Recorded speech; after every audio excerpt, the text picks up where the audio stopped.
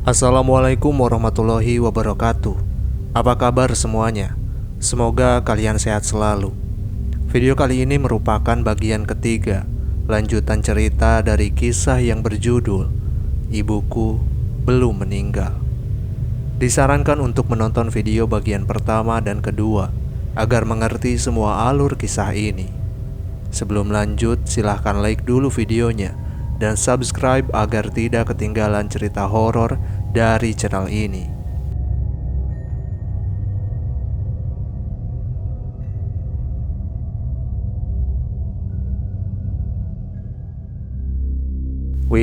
Widya, suara ayah terdengar nyaring di telingaku, disertai pukulan lembut di pipiku.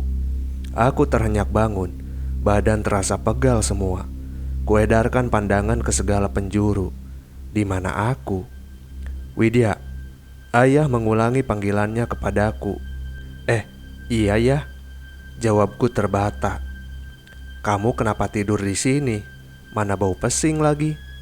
Seru ayah dengan menutup hidungnya. Teringat kejadian mengerikan tadi malam, membuatku bergidik ngeri. Ingin kuungkapkan kepada ayah, tapi takut ayah nggak percaya. Ibu di mana ya?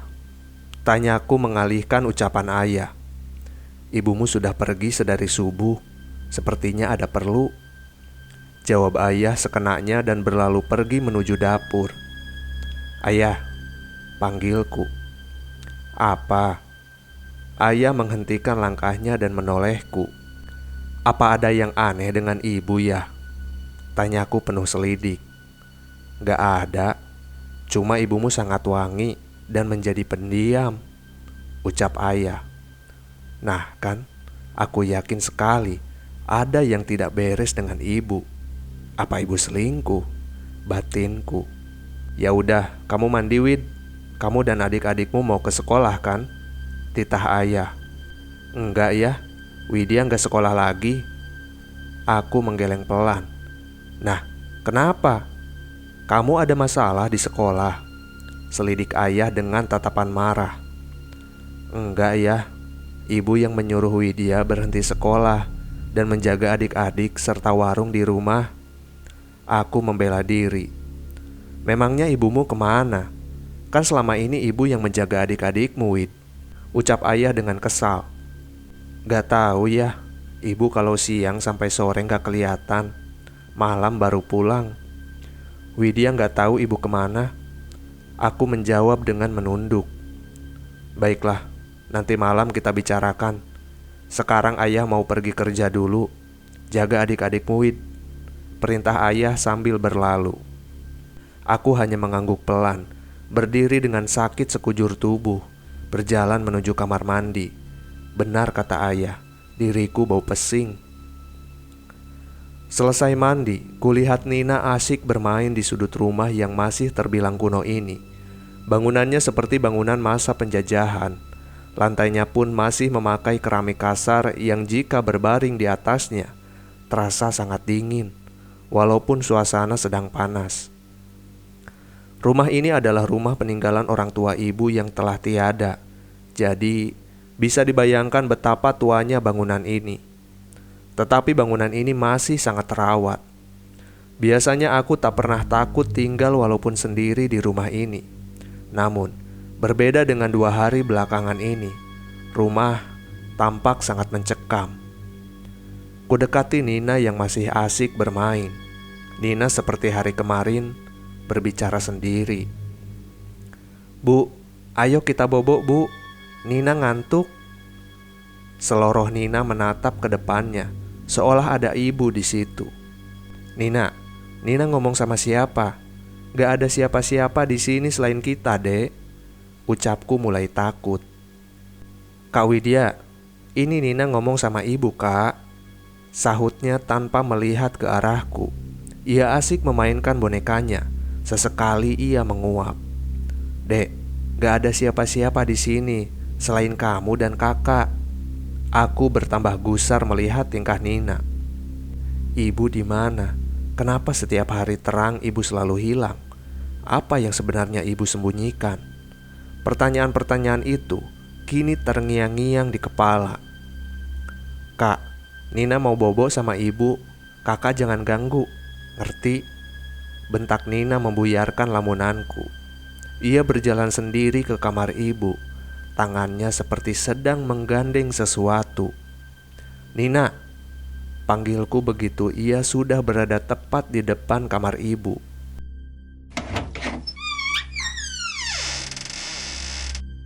Pintu terbuka lebar. Nina tak menyahutiku. Ia melangkah masuk ke kamar ibu. Nina! Brak! Pintu itu tertutup sendirinya. Untuk beberapa detik, aku terpaku. Segera sadar begitu Nina masuk ke kamar ibu. Nina! Nina! Ku ketuk pintu kamar ibu berkali-kali, tapi tak ada jawaban sedikit pun. Pintu terkunci dari dalam. Nina! Nina! Jawab, Dek. Kamu baik-baik saja kan? Raungku. Bulir-bulir bening itu mulai jatuh. Aku takut Nina kenapa-napa. Ibu di mana? Tolong aku, Bu. Tangisku semakin pecah. Ku dengar raungan dari kamar ibu. Aku beringsut mundur, berbalik dan berlari menuju kamarku. Kakiku gemetar, ingin rasanya mendobrak pintu kamar ibu. Tapi aku teringat perkataan ibu. Aku tak boleh masuk ke sana. Untuk sementara, ku tenangkan diri terlebih dahulu, menguasai rasa takutku. 2 jam aku menunggu Nina. Akhirnya Nina keluar kamar dalam keadaan baik-baik saja. Ia nampak sangat ceria. Aku sangat bersyukur Nina tidak kenapa-napa. Ia berceloteh riang seperti biasa, bermain bersama kakak-kakaknya. Allahu Akbar, Allahu Akbar. Maghrib menjelang. Seperti biasa, ibu sudah nampak di belakang. Ia memasak begitu azan sudah selesai berkumandang. Kami makan bersama. Tak ada yang aneh. Hanya wajah ibu nampak pucat. Kami bersenda gurau bersama. Ibu sesekali hanya melempar senyum tipis. Tak banyak bicara. Gelap malam mulai menyelimuti. Rasa kantuk tak dapat ditahan lagi. Kami pun bersiap-siap ke peraduan masing-masing. Tapi tidak dengan aku. Walaupun mata sangat mengantuk, kupaksa tetap terjaga. Aku berencana akan mengintai ibu malam ini. Begitu semua sudah tidur, aku mengendap-endap keluar kamar dan bersembunyi di balik almari kecil di sudut ruangan. Lampu temaram hingga membuatku dengan mudah mengintai kegiatan ibu.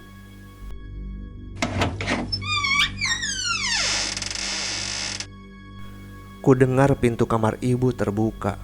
Dalam kegelapan, kulihat ibu keluar kamar dengan menyeret kakinya. Ibu memakai gaun putih panjang, persis seperti malam kemarin saat aku pingsan. Rambut ibu awut-awutan, tapi tak nampak noda darah di sana. Kenapa ibu menyeret kakinya? Apa ibu sakit? Batinku. Ibu menuju dapur. Ku dengar ibu mencuci baju. Tak lama kembali suara piring yang beradu.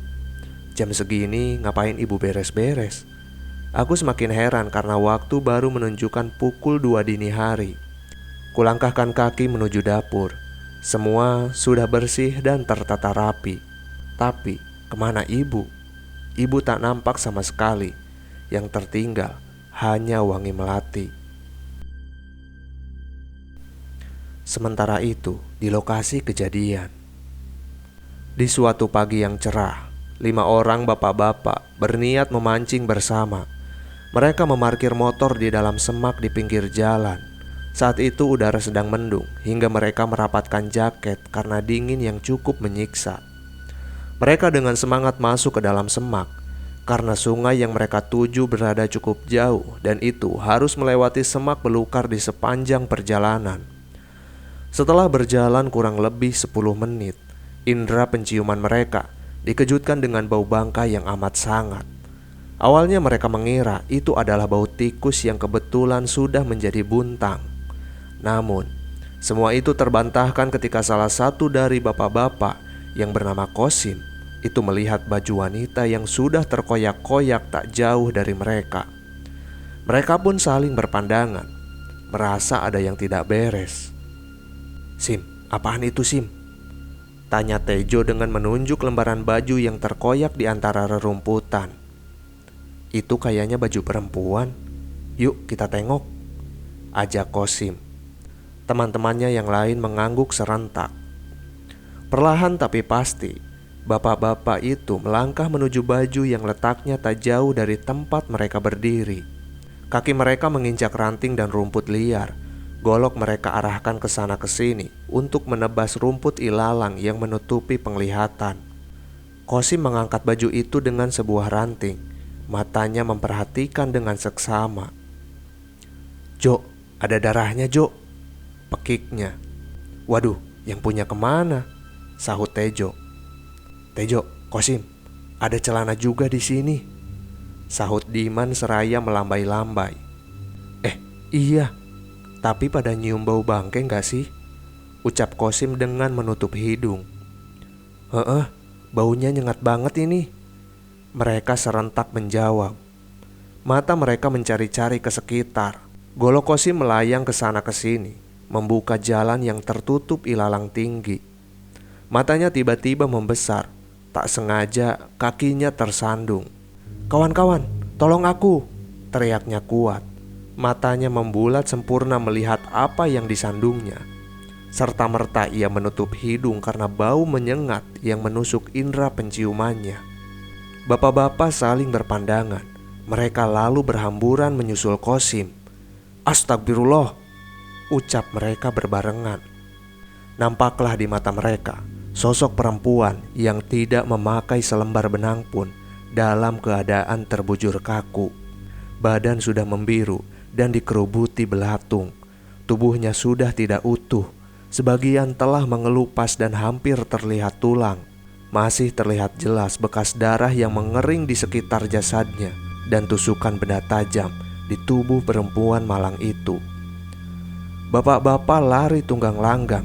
Alat pancing dan golok melayang, terlempar entah kemana. Mereka berteriak minta tolong dan mencari bantuan.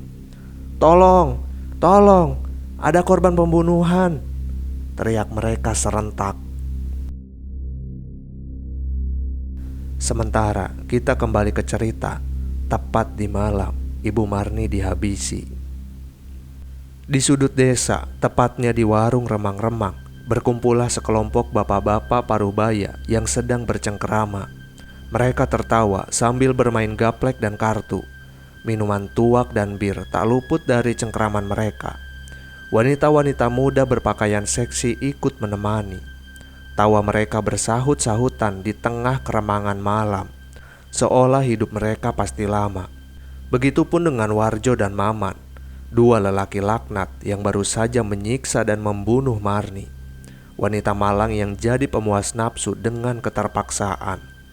"War, lu takut gak kalau ibu tadi jadi hantu?" bisik Maman.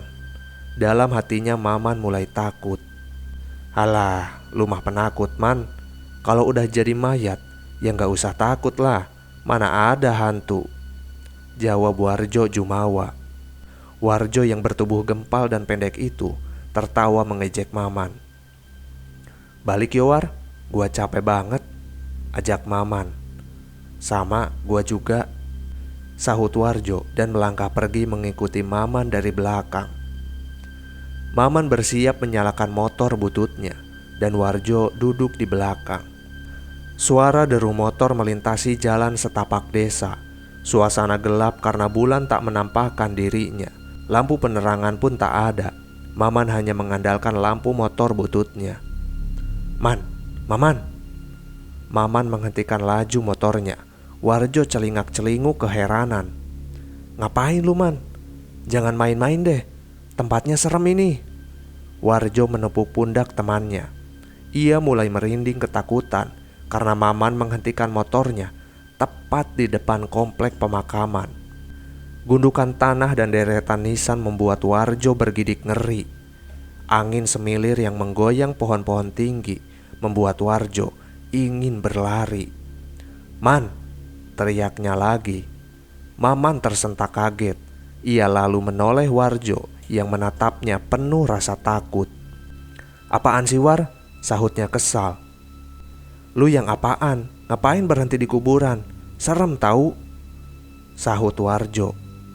"Hah?" Maman mengedarkan pandangannya. Ia terkesiap melihat deretan gundukan dan nisan di hadapannya. "Kok kita di sini, War?" tanyanya polos. Belum sempat Warjo menjawab, mereka dikejutkan dengan bunyi benda yang terjatuh. Suara benda itu tak jauh dari arah mereka. Mereka saling berpandangan. Seketika mata mereka membulat sempurna. Tampak tak jauh dari hadapan mereka sosok bergaun putih dengan rambut terurai panjang melambai ke arah mereka. Sosok itu tepat di bawah pohon Kamboja yang sedang berbunga di areal makam. "Warjo, Maman," panggil sosok itu pelan. Matanya melotot marah dengan lingkaran hitam di sekitar matanya. Wajahnya putih pucat, tersenyum mengerikan. "Man, itu apaan, Man?" ucap Warjo dengan kaki gemetar, peluh membasahi wajah. "War, kuntilanak, War!"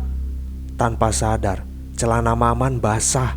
Ia ngompol di celana. "Maman, Warjo, kemari, temani aku malam ini." Suara wanita itu lirih tapi terdengar jelas di telinga Maman dan Warjo. Wanita itu berjalan lambat menuju ke arah mereka. Angin yang semilir kadang menyibak gaun panjangnya yang putih namun banyak noda darah. Nampak dalam keremangan malam, kaki wanita itu melayang dengan warna putih pucat. Warjo dan Maman menggigil ketakutan. "Man, cepat hidupi motornya, Man. Bisa-bisanya nyawa kita melayang, Man," seru Warjo dengan tepukan keras di punggung Maman. "Iya, sabar, ini juga lagi aku engkol." Berulang kali Maman mengengkol motornya, tetapi tak juga bisa dihidupkan. Sedangkan wanita itu terus mendekat dengan sunggingan senyum mengerikan di bibirnya. Matanya bulat melotot dengan lingkaran hitam mengelilingi. Rambutnya tergerai aut-autan. Semakin mendekat, tercium aroma bangkai yang menyengat. "Man, lari, Man," Warjo memberikan instruksi. "Gimana mau lari, War? Kaki gua lemes ini kayak lumpuh," sentak Maman. Peluhnya mengucur membasahi pakaiannya.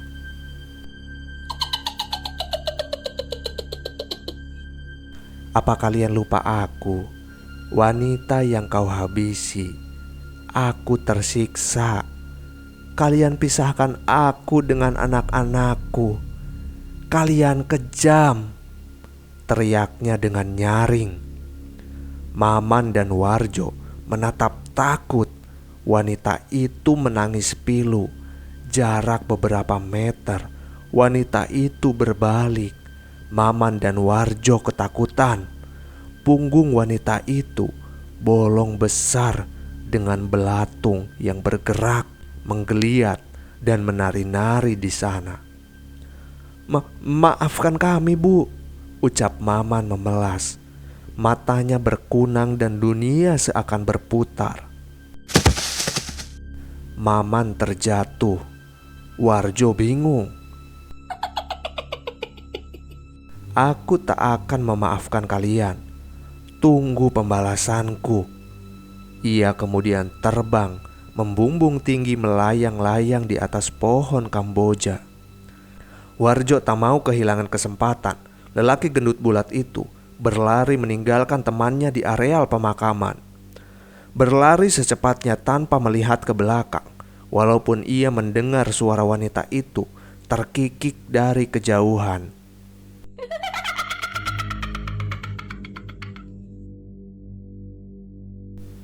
Sudah seminggu ibu dengan sikapnya yang aneh, dan selama itu aku tak tahu penyebab perubahan ibu. Ibu selalu terlihat di saat malam dan menghilang di kala hari tenang. "Wid," panggil ibu membuyarkan lamunanku. Aku terkesiap dan langsung menatap ibu. "Iya, Bu," jawabku pelan. Ibu mau ngomong serius denganmu, sahut ibu. Widya juga, Bu, ucapku lirih. Wid, ibu tahu kamu merasa aneh. Begitu juga ayahmu. Tapi yang harus kalian tahu, ibu tidak berbuat macam-macam. Waktu ibu gak banyak. Wid, kamu harus janji jaga adik-adikmu. Ibu hanya meminta Nina menemani ibu. Relakan Nina. Suara ibu tiba-tiba meninggi membuatku takut. Maksud ibu apa? Widya tak mengerti. Ucapku dengan menunduk, menghindari tatapan ibu yang berubah menakutkan. Bulu kuduku seketika meremang. Seiring berjalannya waktu, kau juga akan tahu.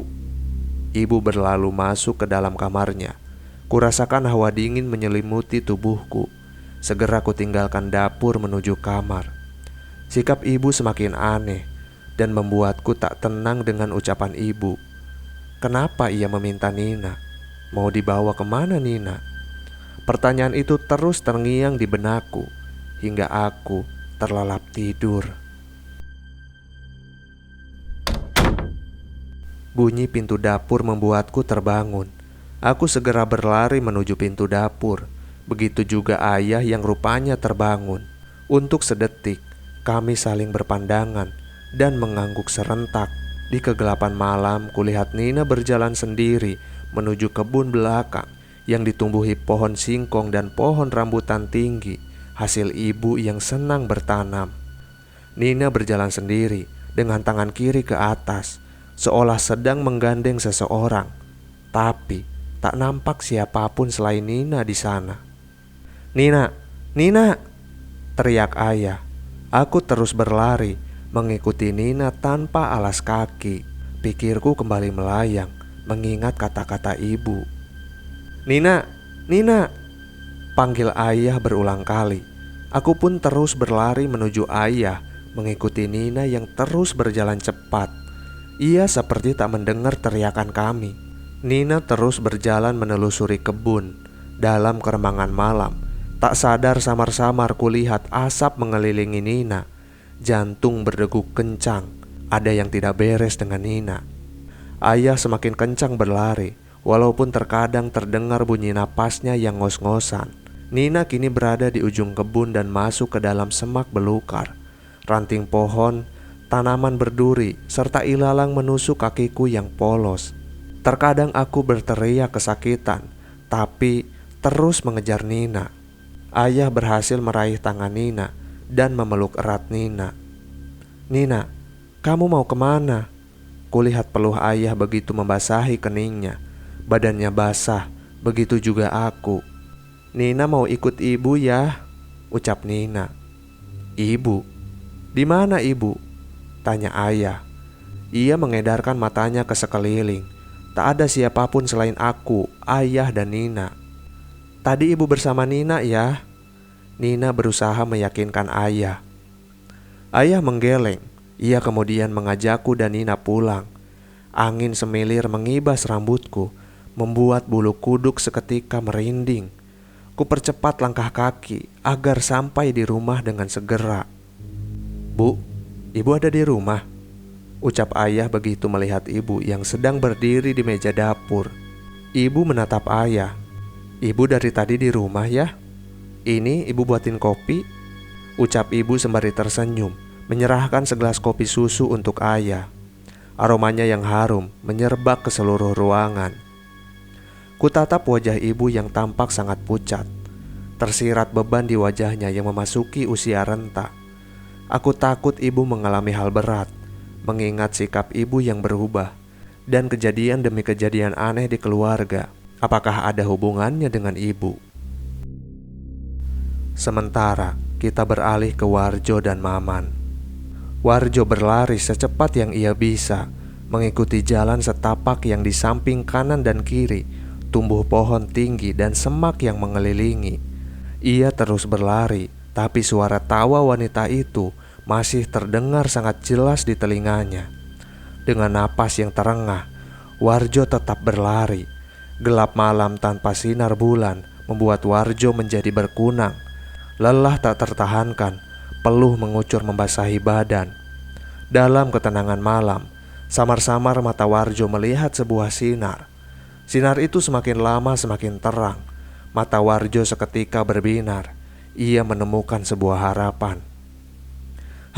Syukurlah. Warjo menghentikan langkahnya, berusaha kembali mengatur napasnya yang tersengal. Ia memperhatikan ke sekitar. Tubuhnya tiba-tiba kaku. Ia menatap nanar sosok yang tergeletak tak jauh dari tempatnya berdiri. "Maman!" teriaknya. Ia heran kenapa ia bisa kembali ke tempat itu, berada di komplek area pemakaman. Berarti sedari tadi ia hanya berputar-putar di tempat yang sama. "Kau kembali lagi, Warjo." Warjo menatap ngeri asal suara yang terkikik ngeri menatapnya dengan sengit. Ia duduk di dahan pohon kamboja tak jauh dari tempatnya berdiri. Wanita itu mengayunkan kakinya, mengibas gaunnya yang terjuntai. Kaki Warjo gemetar, tubuhnya lelah tak bertenaga, matanya memburam, dan dalam hitungan detik tubuhnya terjerembab ke tanah.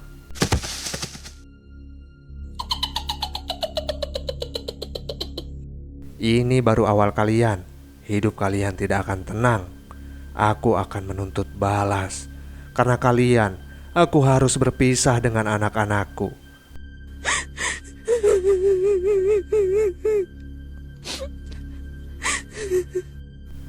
Wanita itu kemudian menangis.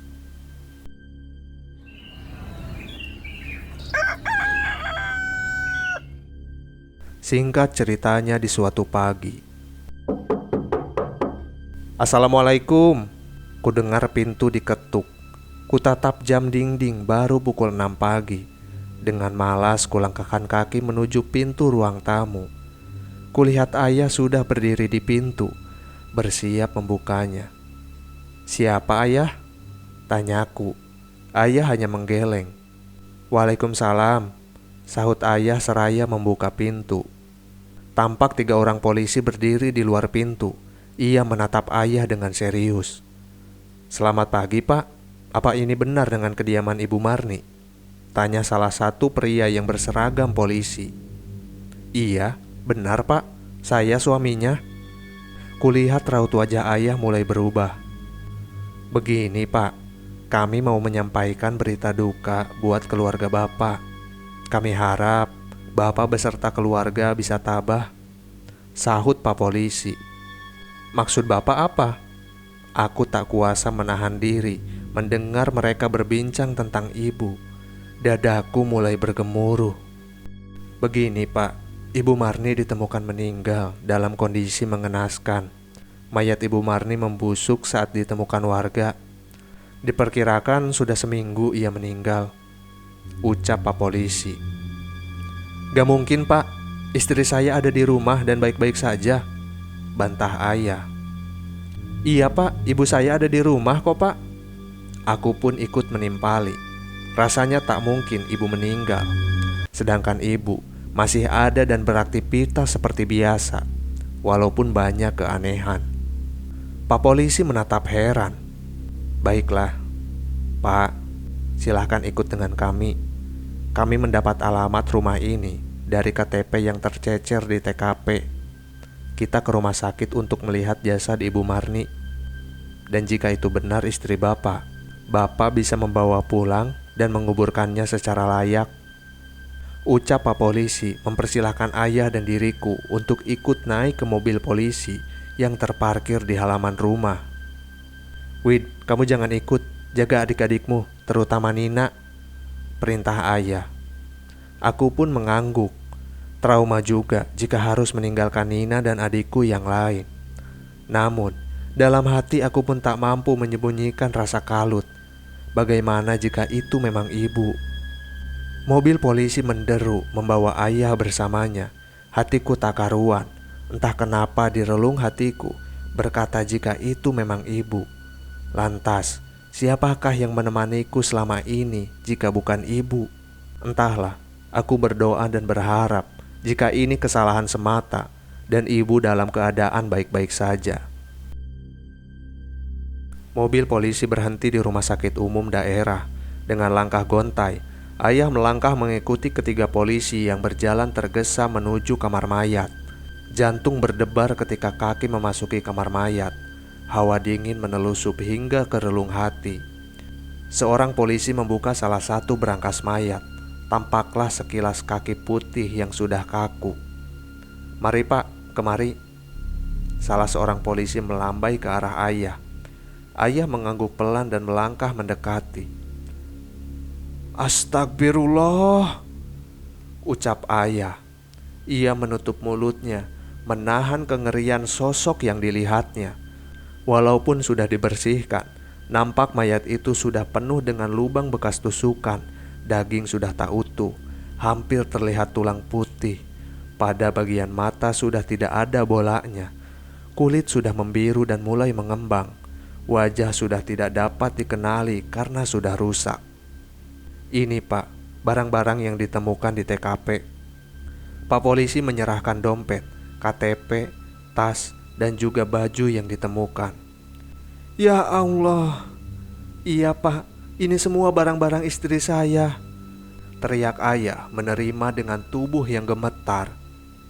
"Ya Allah, ibu, kenapa nasibmu seperti ini bu? Maafin ayah bu," ratap ayah. Pak polisi berusaha menenangkan ayah yang duduk bersimbuh sembari menangis terseduh. Hatinya sungguh hancur, dunianya seakan runtuh. Tanpa ayah sadari, di sudut ruangan ada sosok yang sedang menatapnya pilu. Ya, dialah ibu. Tangannya terkepal dengan dendam yang memburu. Hatinya juga sakit melihat orang yang ia cintai terluka karena kepergiannya. Jiwanya tak tenang. Ia belum bisa menerima kematiannya.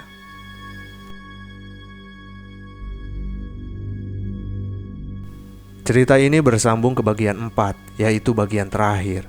Agar tidak ketinggalan kelanjutan cerita ini, silahkan subscribe terlebih dahulu dan nyalakan loncengnya. Akhir kata, sampai ketemu di video selanjutnya.